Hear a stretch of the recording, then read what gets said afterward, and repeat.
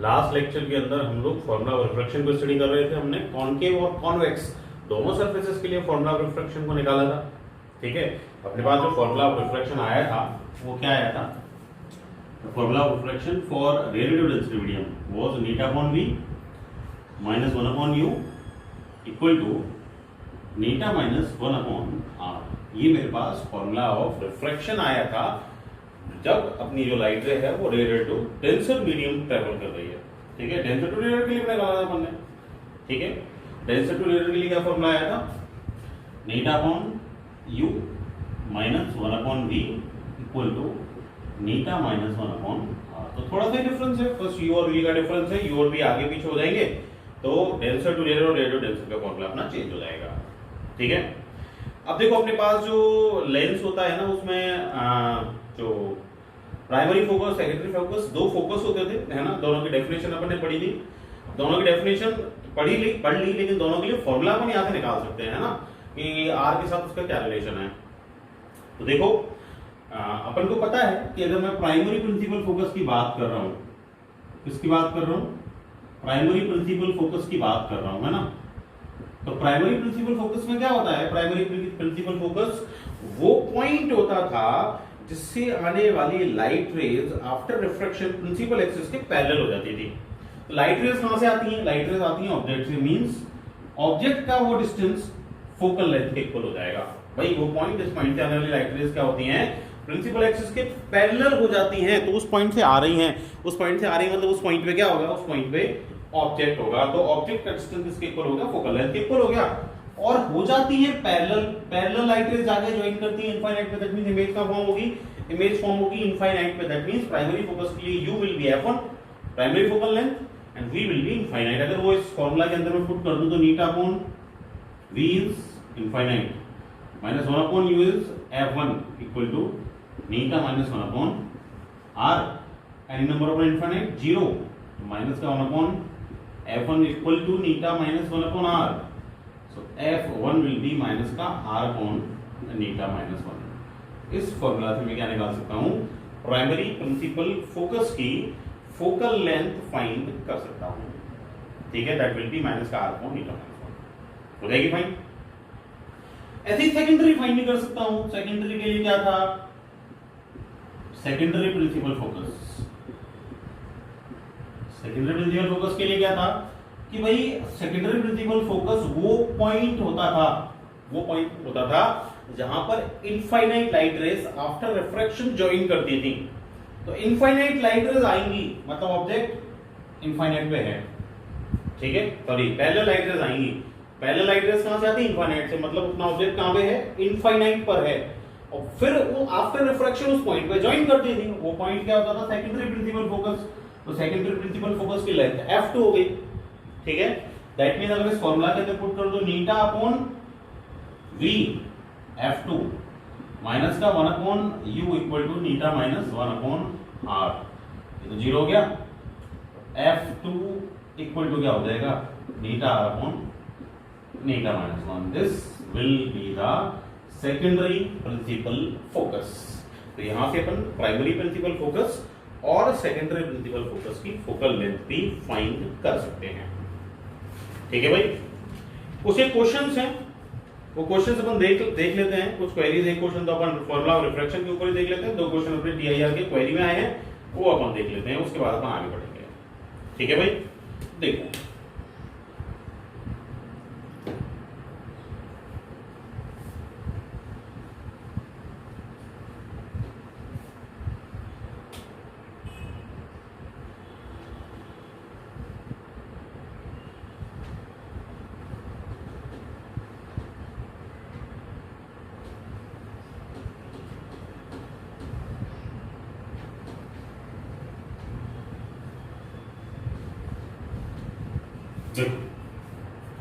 तो सबसे पहले एक फॉर्मूला और रिफ्रैक्शन का क्वेश्चन देखते हैं, उसके बाद अपनी दोनों क्वेरीज पे अपन डिस्कस करेंगे। ठीक है, तो देखो क्या है मेरा क्वेश्चन। मेरा क्वेश्चन ये बोल रहा है that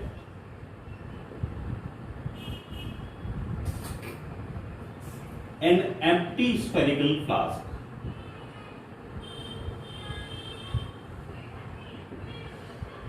an empty spherical flask, an empty spherical flask of diameter 15 centimeter, of diameter 15 centimeter, is placed in water, is placed in water of नीटा इक्वल टू 4.3, वो तो पता ही है हमको, रिफ्लेक्टिव इंडेक्स 4.3 होता है वाटर का। अब parallel beam of light, parallel beam of light, a parallel beam of light strikes the flask, strikes the flask, strikes the flask, ठीक है, where does it get focused, where does it gets focused when observed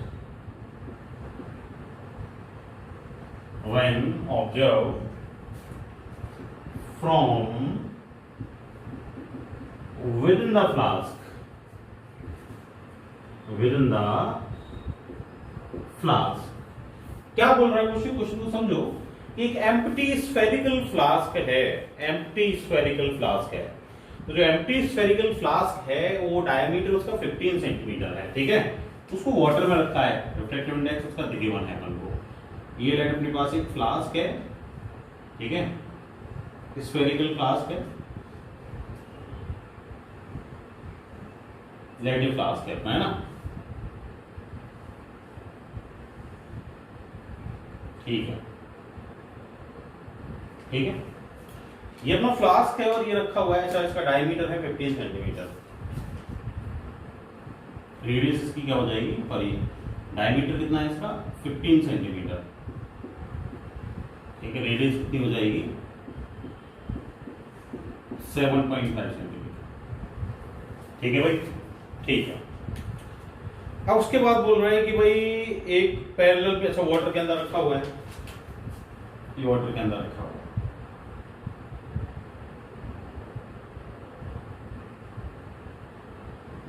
ठीक है,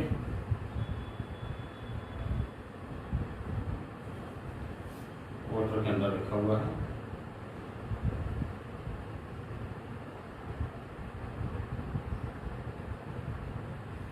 ठीक।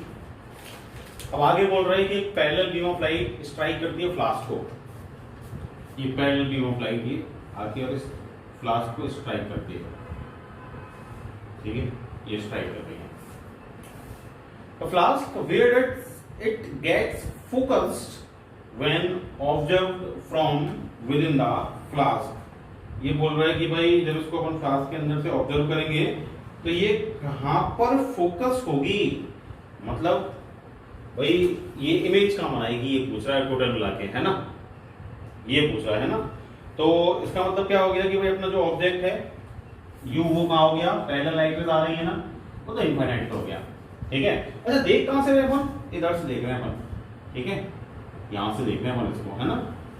अब यहां से अपन इसको देख रहे हैं तो देखो ये अपन इसको देख रहे हैं, तो इसको अपन देख रहे हैं तो ये सरफेस लाइट रेज आगे इधर से स्ट्राइक कर रही है, कैसा सरफेस हो गया इसके लिए, कॉन्वेक्स सरफेस हो गया, ठीक है, R will be positive plus 7.5 centimeter, ठीक है। ऑब्जर्व करने पे नहीं डिपेंड करेगा, इधर से लाइट रे आ रही है उधर से अपन सरफेस डिफाइन करेंगे, कैसा है, कॉन्वेक्स सरफेस है, कॉन्वेक्स सरफेस है, तो जो आर की वैल्यू वो क्या हो जाएगी, वो अपनी 7.5 सेंटीमीटर हो जाएगी, ठीक है। अच्छा लाइट रेज तो कहां से आ रही, लेफ्ट से आ रही है, तो इनफाइनाइट प्लस माइनस कुछ भी ले लो, उससे तो कोई फर्क ही नहीं पड़ता अपन को, ठीक है। अब क्या बोल रहा है कि भाई इमेज कहां बननी चाहिए, तो क्या होगा भाई, ये लाइट रेज इधर से आ रही है ना, अब लाइट रेज इधर से आ रही है तो क्या होगा कि भाई ये लाइट रेज इधर से आई, ठीक है, क्या कर रही है, ये डेंसर मीडियम है, रेयर मीडियम, ठीक है, तो ये अपना नॉर्मल हो गया, ठीक, ये इधर अपना नॉर्मल हो गया, denser to rare medium light ray enter कर रही है, अवे फ्रॉम नॉर्मल बैंड होगी, ऐसे चली जाएगी, अवे फ्रॉम नॉर्मल बैंड होगी, ये नॉर्मल ऐसे चली जाएगी। तो जब ये ऐसे चली जाएगी मतलब एक तरीके से डाइवर्ज हो गई लाइट रेस, तो लाइट रेस तो डाइवर्ज हो गई तो ज्वाइन तो करेंगे नहीं आगे जाके, तो रियल इमेज तो बननी नहीं है, तो कैसी इमेज बनेगी, वर्चुअल इमेज बनेगी।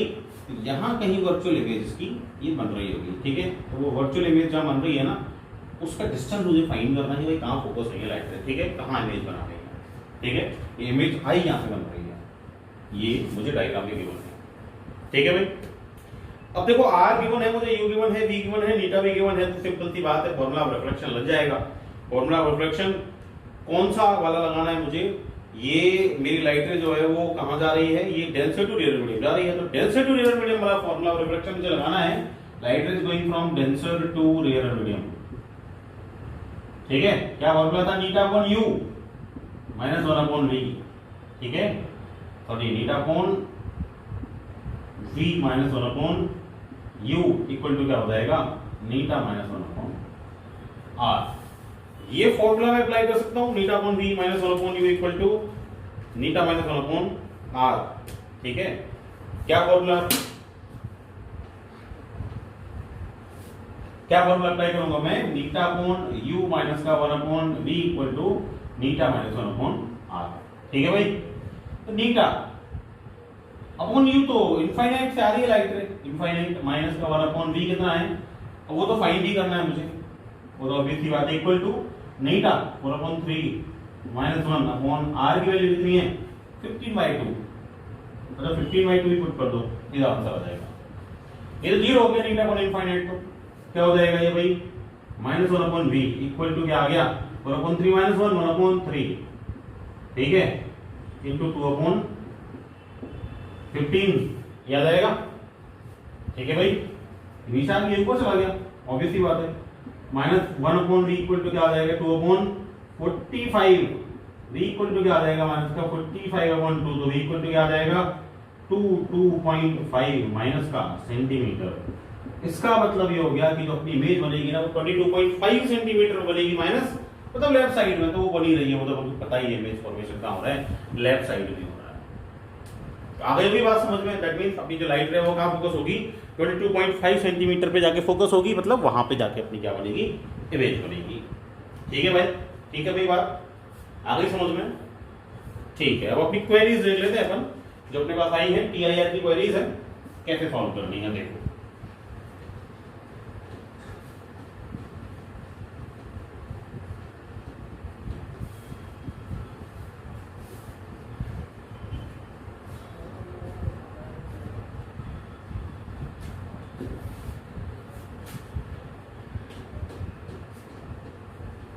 देखो ये क्वेश्चन है मेरा, क्या बोल रहा है मुझे, my question is saying that a small bulb, देखो अ स्मॉल बल्ब, ठीक है, assume to be a point source, assume to be a point source, point source उसको अज्यूम किया है, ठीक है। is placed at the bottom, is placed at the bottom of a tank,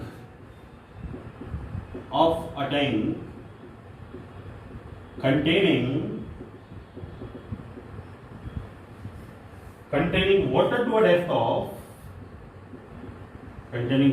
to a depth of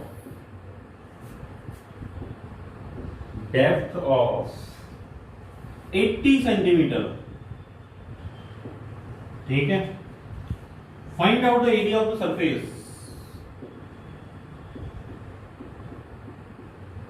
find out the area of the surface of water through which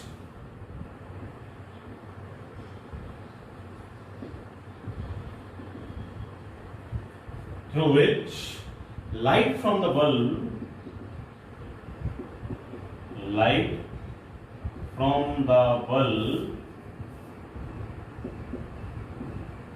can emerge out, ठीक है। और बोल रहा है take Neeta equal to 4/3, वो तो ले लेंगे अपन वाटर, ठीक है।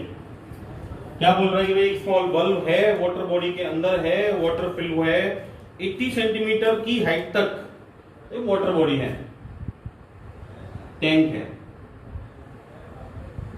ठीक है, लाइट टैंक है अपना, ठीक है, टैंक है, वाटर इसके अंदर होगा, वाटर, ठीक है।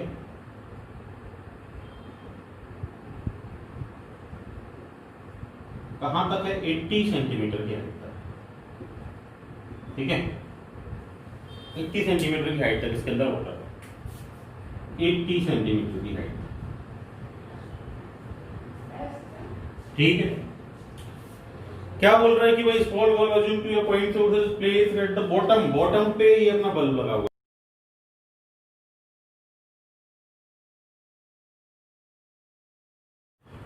ठीक है।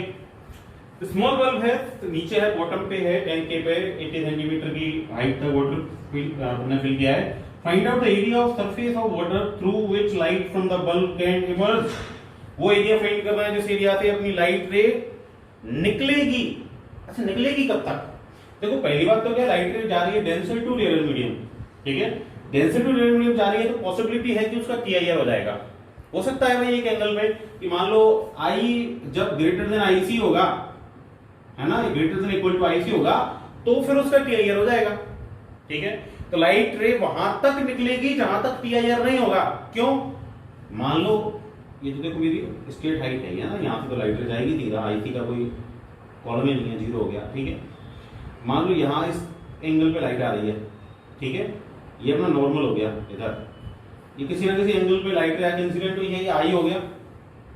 अब ये I क्या है? मान लो लेस देन IC है, ये लाइट रे क्या करेगी? इसका रिफ्लेक्शन होगा, नॉर्मल से दूर हटेगी, ऐसे बाहर निकल जाएगी, बाहर निकल जाएगी तो बाहर से दिखेगी, तो इमर्ज आउट होगी लाइट, है ना। मान लो ये I इंक्रीज होता जाए, I इंक्रीज कैसे होगा? I इंक्रीज ऐसे होगा कि भाई ये दूर हटती जाए इधर से, सेंटर से, यहां आ जाए, मान लो ये यहां आ गई लाइट रे, ये अपना नॉर्मल हो गया। यहां कुछ ना कुछ इंसिडेंस एंगल बनाए लाइट, यहां पे I इक्वल टू IC हो जाए, क्रिटिकल एंगल के इक्वल हो जाए, तो क्या होगा? अगर क्रिटिकल एंगल की इक्वल हो जाएगी तो लाइट रे इस मीडियम से इस मीडियम में नहीं जाएगी, फिर वो क्या करेगी? वो मीडियम के ऐसे पैरेलल मूव कर जाएगी, ठीक है। तो बाहर नहीं निकलेगी, तो बाहर से दिखेगी भी नहीं, तो इमर्ज आउट नहीं होगी। अच्छा, ऐसे ही वो एरिया इधर भी मिल सकता है मुझे, भाई वो एंगल इधर भी तो मिल सकता है सेम, यहां भी जब वो एंगल मुझे मिल जाएगा तो लाइट रे, मान लो ये I इक्वल टू IC मिल गया, तो यहां भी पैरेलल मूव कर जाएगी, तो ऐसा सब तरफ होगा। तो मतलब लाइट रे एक स्पेसिफिक एरिया के अंदर जब तक होगी तब तक I क्या होगा? लेस देन IC होगा, तो वो बाहर निकलेगी, दिखेगी अपन को। और एक स्पेसिफिक एंगल से ग्रेटर होते ही, I की वैल्यू IC या उससे ग्रेटर होते ही लाइट रे अपनी उसका TIR हो जाएगा, तो वो अपनी सरफेस के पैरेलल मूव करेगी, बाहर नहीं निकलेगी। तो मुझे वो एरिया फाइंड करना है जिसमें से लाइट रे बाहर निकलेगी। तो वो एरिया कौन सा हो गया? वो एरिया ये हो गया जिसमें से लाइट रे बाहर निकलेगी, ये एरिया हो गया, ठीक है। वो ये एरिया मुझे सरफेस पे फाइंड करना है, ये एरिया मुझे सरफेस पे फाइंड करना है। क्या बनेगा? सर्कल बनेगा, सर्कल की रेडियस अगर मुझे पता चल जाए, तो सर्कल की रेडियस पता चलने पर मैं क्या कर सकता हूं? वो एरिया फाइंड कर सकता हूं, ठीक है। पाई r स्क्वायर होता है सर्कल का एरिया, ठीक है ना। उसके लिए r मुझे फाइंड करनी पड़ेगी ये, ठीक है, ये h मुझे पता है। अच्छा, ये एंगल कितना है? I, ठीक है, C, IC, यहां से अपना TIR स्टार्ट हुआ, ये IC फाइंड कर सकता हूं क्या? मैं कर सकता हूं। उनको बताया कि भाई साइन IC इक्वल टू क्या होता है? 1/नीटा, यही होता है। तो साइन IC इक्वल टू 1/नीटा इज 4/3। तो साइन IC इक्वल टू क्या हो गया? 3/4 हो गया। क्या होता है भाई? साइन परपेंडिकुलर अपॉन हाइपोटेन्यूज, ये परपेंडिकुलर हो गया, ये हाइपोटेन्यूज हो गया। बेस फाइंड कर सकता हूं क्या? ट्राइंगल, राइट ट्राइंगल के अंदर बेस फाइंड कर सकता हूं। बेस क्या होगा?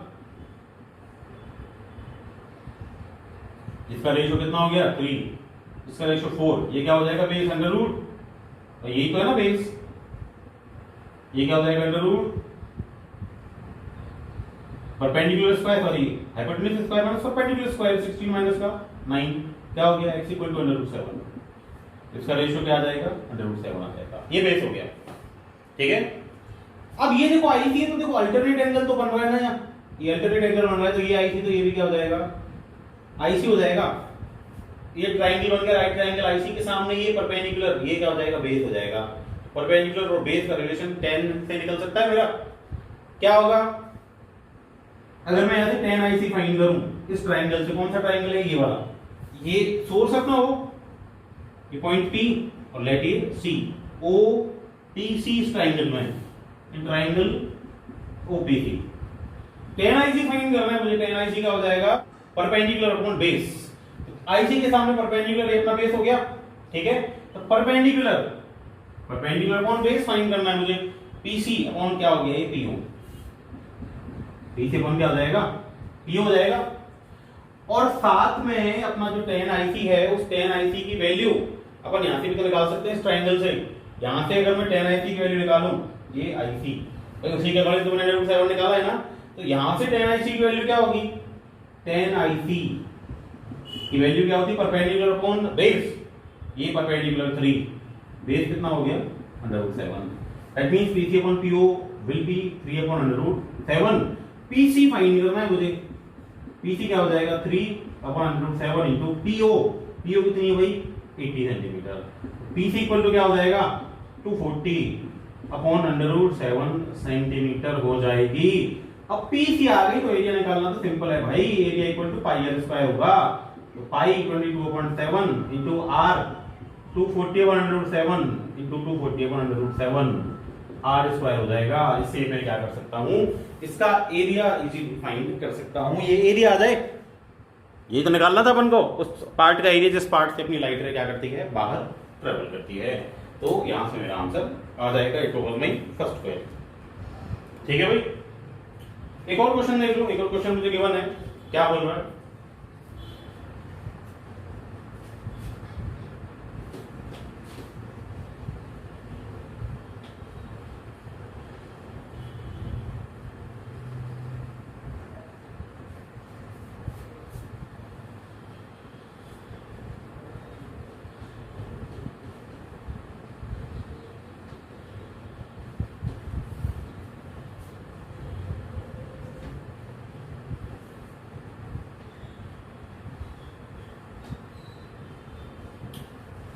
देखो क्या बोल रहा है next question, a point source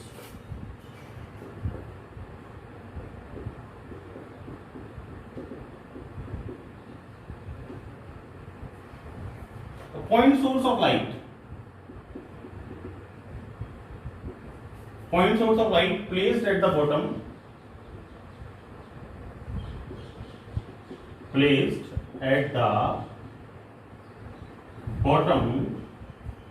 of a vessel containing a liquid of refractive index 5/3, ऐसे बोल रहा है, ठीक है। A person is viewing the source, a person is viewing the source from above the surface, ऊपर से वो देख रहा है उसको, ठीक है। There is a opaque disc,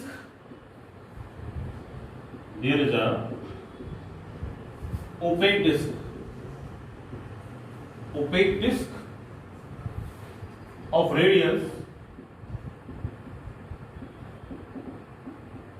1 centimetre, एक ओपेक डिस्क है 1 सेंटीमीटर की है,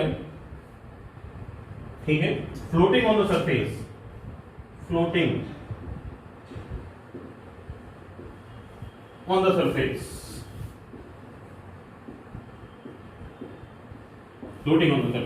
ठीक है। The center of disk lies vertically, center of disk lies vertically above the source O, ठीक है। The liquid from the vessel, the liquid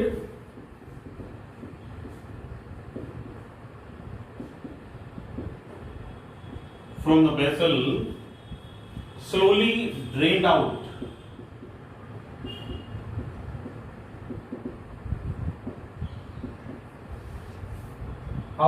through tap। एक नल से मैं क्या कर रहा हूं, उस पानी को निकाल रहा हूं धीरे धीरे नीचे से। What is the maximum height? What is the maximum height? Maximum height of the liquid for which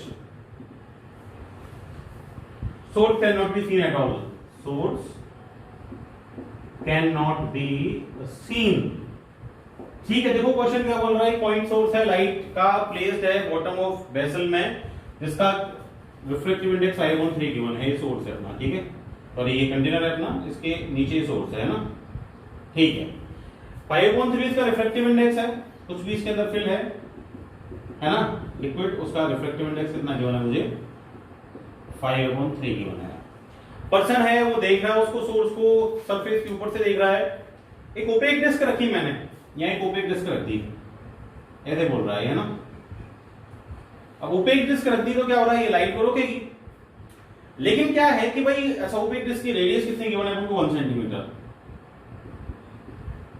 ठीक है। अब ये बोल रहा है कि भाई सेंटर तो जस्ट ऊपर है, ये सेंटर जस्ट ऊपर है इसके, ठीक है। अब ये बोल रहा है कि धीरे धीरे पानी निकाल रहे हैं, धीरे धीरे पानी निकाल रहे हैं, मतलब पानी की हाइट इतनी है कि इसके अलावा भी लाइट साइड से निकल रही है, ठीक है। क्यों? क्योंकि वो आईसी जो है ना, वो आई की जो वैल्यू है वो लेस देन आईसी रह रही होगी इस बचे हुए एरिया के लिए भी, तो लाइट निकल जाएगी बाहर, ठीक है। अभी जैसे कॉन्सेप्ट लगाया था लास्ट क्वेश्चन में।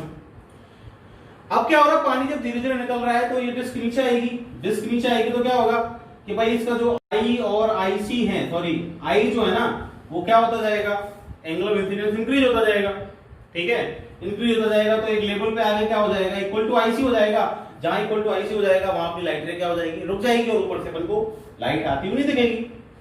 मतलब अपन को वो कंडीशन फाइंड करनी है, वो हाइट फाइंड करनी है, जिसके लिए क्या हो रहा है, TIR हो रहा है। किस रेडियस के लिए, इस रेडियस के लिए 1 सेंटीमीटर, मतलब इस एरिया से बाहर वाले एरिया के लिए क्या हो रहा है, इस डिस्क के एरिया से बाहर वाले एरिया के लिए TIR हो रहा है, वो हाइट मुझे फाइंड करनी है, ठीक है। तो डिस्क का एरिया ये है, इस एरिया के बाहर दोनों साइड क्या हो रहा है, TIR हो रहा है। मतलब यहां इस कंडीशन के लिए जो आई है ना, ये आई इक्वल टू आईसी है, ठीक है। तो ये आई इक्वल टू आईसी है, और मुझे क्या गिवन है, हाइट मुझे फाइंड करनी है, रेडियस मुझे 1 सेंटीमीटर गिवन है। तो वही TIR का कॉन्सेप्ट में लगा दूं, तो TIR के कॉन्सेप्ट साइन आईसी वही इक्वल टू 1/नीटा, साइन आईसी इक्वल टू 1/नीटा, तो क्या हो जाएगा, 3/5 हो जाएगा, ठीक है भाई। तो परपेंडिकुलर अपॉन हाइपोटेनियस, बेस में डाल सकता हूं, बेस क्या हो जाएगा, ये 3 ये 5 √25 माइनस का 9 क्या हो जाएगा, ये 4 हो जाएगा, ठीक है भाई। हाइट फाइंड करनी है, ये मान लो आईसी है तो ये भी क्या हो जाएगा, आईसी हो जाएगा। ये सामने परपेंडिकुलर, ये बेस 10 का रिलेशन निकाल दो, 10 आईसी, ठीक है। क्या हो जाएगा, ये 1 सेंटीमीटर है हाइट, परपेंडिकुलर अपॉन बेस कितनी है, हाइट, ठीक है, और इक्वल टू यहां से परपेंडिकुलर अपॉन बेस कितना है, 4। तो 1/h फाइंड करना है मुझे, तो h इक्वल टू क्या हो जाएगा, 4/3 सेंटीमीटर, सॉरी हाँ ठीक है, 4/3 सेंटीमीटर, ठीक है भाई। सिंपल सा क्वेश्चन, निकल जाएगा। 10 IC कैलकुलेशन निकालते हैं मैंने, 10 IC क्या हो जाएगा इधर से भाई, इधर से इस वाले ट्रायंगल से 10 IC क्या हो जाएगा, आई परपेंडिकुलर 1 सेंटीमीटर, ठीक है, और अपॉन हाइट ये बेस हो गई, 1/h इक्वल टू यहां से क्या हो जाएगा, ये 3 परपेंडिकुलर अपॉन बेस क्या हो गया 4, h इक्वल टू क्या आ जाएगा, 4/3 सेंटीमीटर आ जाएगा। सेंटीमीटर पे, इस सेंटीमीटर हाइट पे क्या होना चाहिए, अपनी डिस्क होनी चाहिए, तो क्या होगा कि भाई पानी वहां से रुक जाएगा, ठीक है। तो नेक्स्ट लेक्चर के अंदर देखेंगे बाकी के अपने topics. That's all for today, thank you.